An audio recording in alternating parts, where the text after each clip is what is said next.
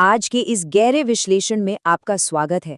आज हम एक ऐसे रातों रात उभरे और बेहद विशाल राजनीतिक व्यंग्य आंदोलन पर बात करने वाले हैं, जिसने पूरे दक्षिण एशिया के इंटरनेट पे हलचल मचा दी है।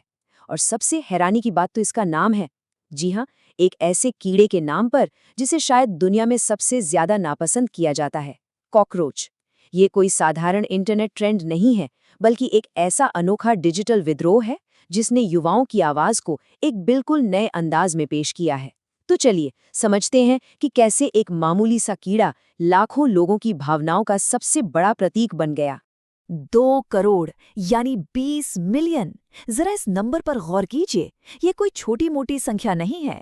ये विशाल आंकड़ा हमें बताता है कि इस आंदोलन ने महज एक हफ्ते से भी कम समय में इंस्टाग्राम पर कितने फॉलोअर्स जुटा लिए।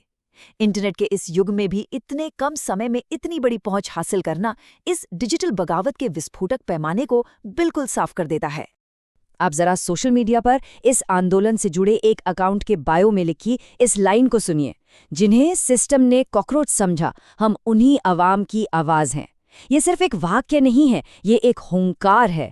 ये लाइन बहुत ही शानदार ढंग से मंच तैयार करती है और बताती है कि कैसे युवाओं के असंतोष ने एक वायरल राजनीतिक व्यंग्य का रूप ले लिया। तो चलिए सीधे शुरुआत में चलते हैं और इस अप्रत्याशित राजनीतिक फिनोमिनन को समझते हैं कि आखिर ये सब शुरू कैसे हुआ। अब सबसे पहला सवाल तो यही आता है कि आखिर कॉकरोच ही क्यों? ये बहुत ही दिलचस्प है कि इस आंदोलन ने जानबूझकर इस कीड़े की कुछ खास बातों को अपनाया। सोचिए, कॉकरोच जिद्दी होते हैं, उन्हें आसानी से खत्म नहीं किया जा सकता और वे बहुत तेजी से अपनी आबादी बढ़ाते हैं। ठीक इसी तरह इस समूह ने राजनीतिक व्यवस्था के सामने अपने स्वयं के लचीलेपन और प्रतिरोध को मजेदार तरीके से दर्शाने के लिए इन शब्दों का इस्तेमाल किया है। लेकिन हर बड़े आंदोलन को एक चिंगारी की जरूरत होती है, और इस कहानी की चिंगारी आई एक बेहद ही अप्रत्याशित जगह से, सुप्रीम कोर्ट से।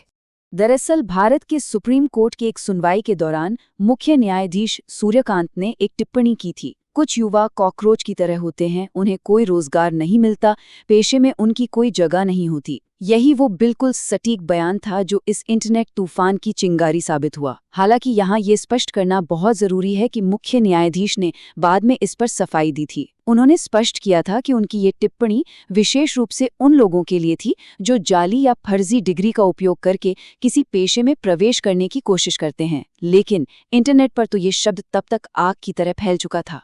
इस एक बयान के बाद भारत में जो वायरल धमाका हुआ, उसने इंटरनेट पर तहलका मचा दिया। 16 मई को कॉकरोच जनता पार्टी यानी सीजेपी आधिकारिक तौर पर लॉन्च कर दी गई।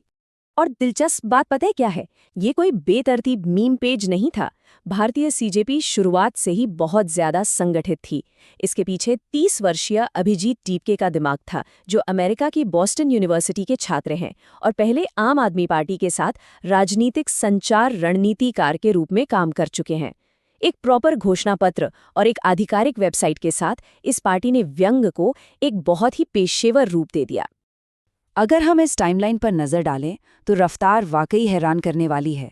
सुप्रीम कोर्ट की उस टिप्पणी के बाद 16 मई को पार्टी बनी और एक हफ्ते से भी कम समय में 2 करोड़ फॉलोअर्स। ये गति हमें बताती है कि ये व्यंग्य जमीनी स्तर पर लाखों लोगों के दिलों तक कितनी तेजी से पहुंचा था। लेकिन कहानी यहीं खत्म नहीं होती। इसका असर सरहदों को पार कर गया और पाकिस्तान में भी ये ट्रेंड तेजी से फैलने लगा। देखते ही देखते पाकिस्तानी सोशल मीडिया पर भी मूल भारतीय विचार से प्रेरित होकर कई अलग अलग स्पिन ऑफ अकाउंट्स उभरने लगे। कॉकरोच अवामी पार्टी, कॉकरोच अवामी लीग और मुत्तहिदा कॉकरोच मूवमेंट जैसे नाम हर तरफ छा गए। कॉकरोच अवामी पार्टी का ये बायो देखिए, युवाओं का एक राजनीतिक मोर्चा, युवाओं द्वारा पाकिस्तान के लिए। ये पूरी तरह से स्पष्ट करता है कि कैसे इस आंदोलन ने अपने मूल संदेश को वहां के हिसाब से ढाल लिया। उन्होंने व्यंग्य को सीधा पाकिस्तानी युवाओं की उम्मीदों से जोड़ दिया। हालांकि इन दोनों देशों के मॉडल्स में एक बहुत बड़ा अंतर था। मूल भारतीय सीजेपी काफी केंद्रीकृत यानी सेंट्रलाइज्ड थी, जिसका एक संस्थापक और एक ऑफिशियल वेबसाइट थी। इसके बिल्कुल उलट पाकिस्तानी संस्करण काफी विकेंद्रीकृत थे। वहां कई स्वतंत्र क्रिएटर्स ने इस आंदोलन के अपने अपने अलग और आज़ाद वर्जन्स तैयार किए। और ये अंतर ब्रांडिंग में भी साफ नजर आया। जहां पाकिस्तानी पेजों ने भारतीय विचार से प्रेरणा ली, वहीं उन्होंने जानबूझकर हरे और सफ़ेद रंग की ब्रांडिंग को अपनाया। ये बहुत ही सोची समझी रणनीति थी, ताकि वे खुद को पाकिस्तान के स्थापित राजनीतिक दलों जैसे कि पीटीआई, पीएमएल-एन और पीपीपी के सामने एक बिल्कुल अलग और स्पष्ट विकल्प के रूप में खड़ा कर सकें। तो अब जब हम इस विश्लेषण के अंत में हैं, ये पूरा फिनोमिनन हमारे सामने एक बहुत बड़ा सवाल छोड़ जाता है। एक वायरल कॉकरोच मूवमेंट आखिर युवाओं की आवाज़ के बारे में क्या दर्शाता है?